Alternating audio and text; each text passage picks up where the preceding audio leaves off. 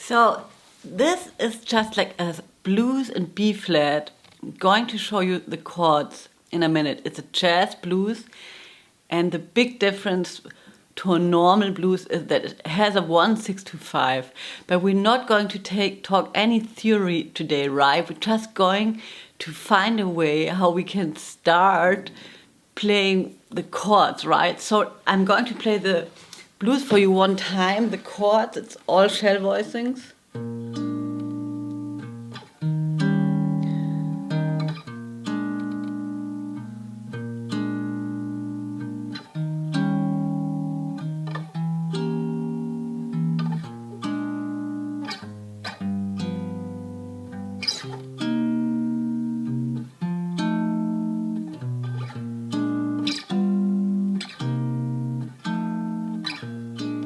So, and there's also going to be a sheet with these chords, and the idea is for you just to play those chords. Even if you don't understand anything that's going on there, maybe just play them, and maybe you can also play them in sort of a Charleston rhythm, like 1 and 2, 3 and 4, and 1 and 2 and 3 and 4. 1 and 2, 4. And just maybe begin by playing those chords. And so if you want to play the changes, of course you have to know the chords. And one thing that you can do is also to play the blues and say the names of the chord, like B flat 7, E flat 7, B flat 7, B flat 7, E flat 7, E diminished, B flat 7, G 7, C minor 7, F 7, B flat 7, G 7, C minor 7, F 7. And learn it by heart. And then the next thing that you can do is to play the root and think the chord, like only the root. B flat 7, E flat 7, B flat 7, B flat 7, E flat 7, E diminished, B flat 7, G7, C minor 7, F7, B flat 7, G, C, F. And you don't need to understand it, you just try to learn it by heart and play it.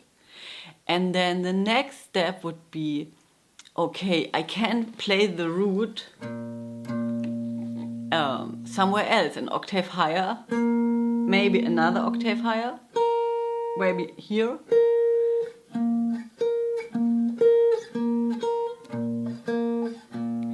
And then experiment with playing the blues and playing the root somewhere else. 1, 2, 3, 4. Flat 7, B flat 7, E flat 7, E diminished, B flat 7, G7, C minor 7,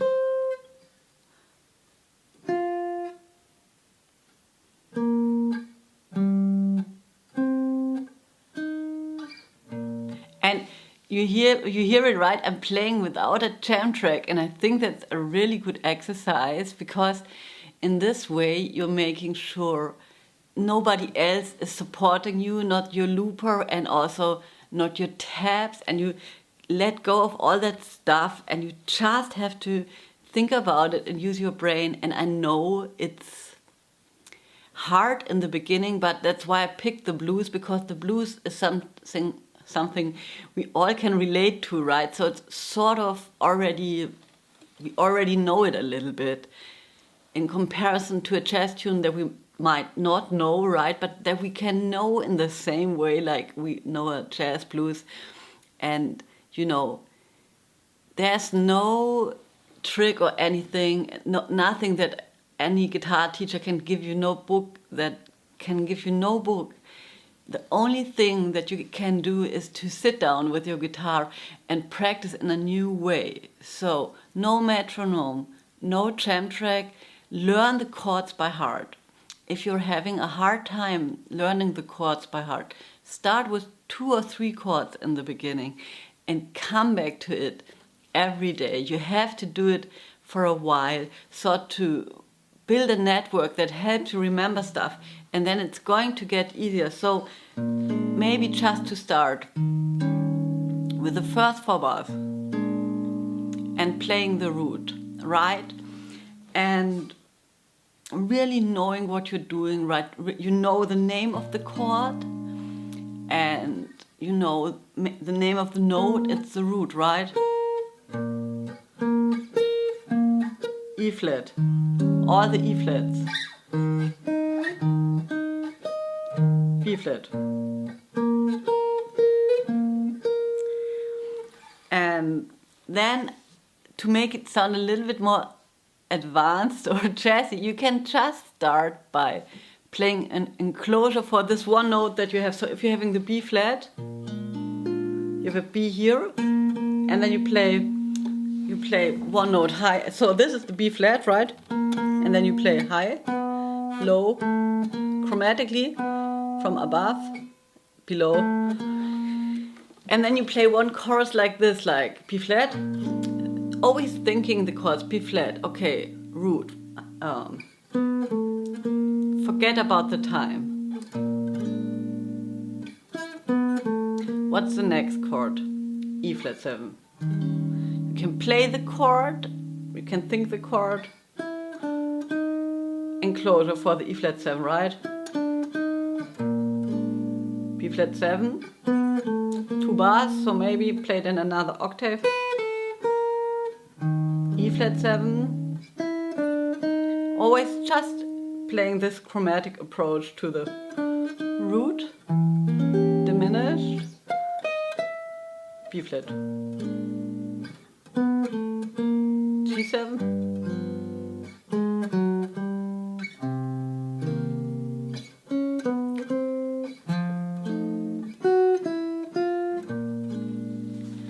so this is so simple, right? Or it sounds like a simple exercise and nothing fancy, but this is really one of the first steps. There are many steps that you can take, but just like to start somewhere, maybe start with the root and don't put on a metronome and just, say the name of the chord and play the root. And if that works after a while, play the enclosure, and then you can just get your metronome as last exercises. 53. No, oh, it's even slower. Sorry. Let's take 52. It's a good.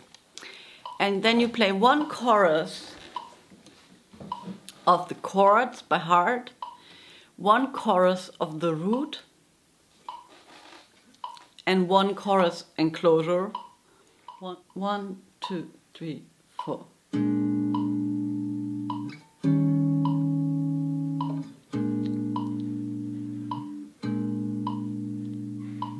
Just on the one, the chord, let it ring. 1, 2, 3, 4. 2, 3, 4. And now I'm going to think the chords and play the root, B flat, E flat, B flat,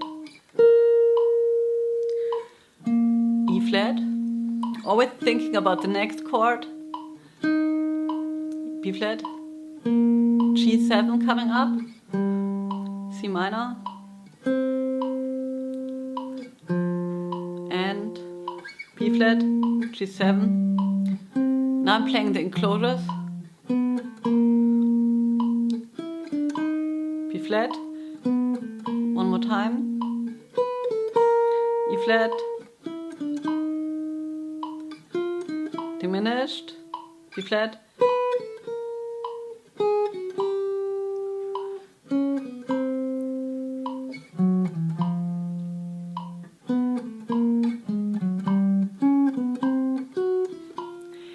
Yes, and that's it. That's the idea, how you can start with improvising. If you're more advanced, you could also play the 3 or the 7, but just start with that, right? And if you want to, you can also just sit down and improvise a little bit with the chords that you have. So this is like the most basic exercise for playing the chords and the next step. So for me, because I have been thinking, how the hell did I learn to play the changes? So I can tell you one thing that I did is I played a lot of tunes that force you to change the scale. So for example, if you're playing a blues, right, you can play B flat minor pentatonic over the entirety of the blues form. You don't have to switch. So I started out with tunes like All the Things You Are, that has a lot of different key centers, or also Lady Bird, where you have to switch the scales. And then I sort of knew the families of chords, so I knew how long I could stay in one scale, if that makes any sense. You know, like with All the Things You Are, you have F minor 7, B flat minor 7, E flat 7, A flat major 7, D flat major 7. That's A flat major scale. So I can continue to play that scale over 5 chords. So I didn't start like playing the chords in the beginning. I just sort of plastered the scale on it. And then it continues to C major, D minor 7, G7, C major. Then I would have to switch to the C major scale. And then the tune goes on to E flat major, and then I would have to switch. You know, we have been talking about Blue Bossa. Blue Bossa is a good example because you also have to switch to the D flat major. 2-5-1, right? E flat minor, A flat 7, D flat major. Otherwise, it won't sound good. So that's how I started. Lady Bird is a very good example for a tune like this. Tune Up is another example. Afternoon in Paris. So if you want to let me know, I can discuss some tunes that really force you to switch the scale. That's how I started. I think that's totally legit. And the next thing that I did was like really, I learned the Arpeggios. I think I started with the dominant 7th arpeggio. So if I would have the B flat 7, I would play right, so in one position.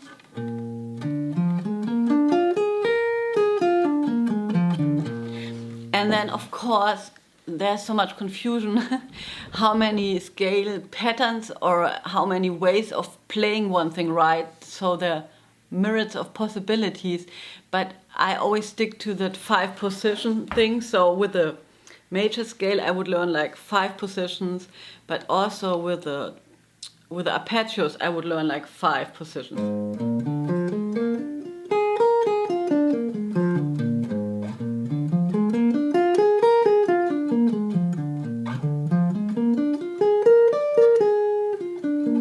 So number 4 and number 5. So I just have been thinking I'm going to write down those arpeggios for you as well, and in the fingerings that I'm using. So I'm going to write down just the dominant 7th arpeggio and maybe in B flat, right?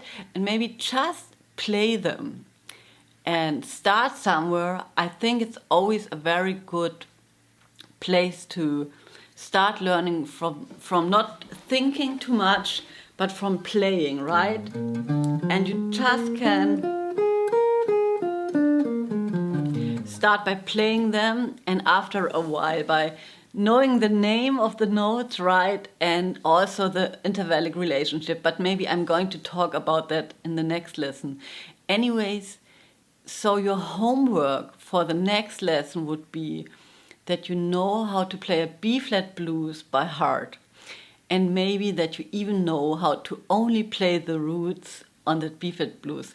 And I just want to say, if you want to send me a video of yourself playing, I would highly appreciate it, because then I know how my exercises land. Yes, so you can always send me a video or an audio track, and I will listen to it, and if it's okay for you, I would also discuss it with the other patrons so that everybody knows a little bit what the other person is doing, and I think in that way I can really help you the most. So if you dare, send me some of your blues progression. It can be only playing the chords, just the exercises that we discussed today. Okay, hope you're all doing fine, and I see you around. Bye.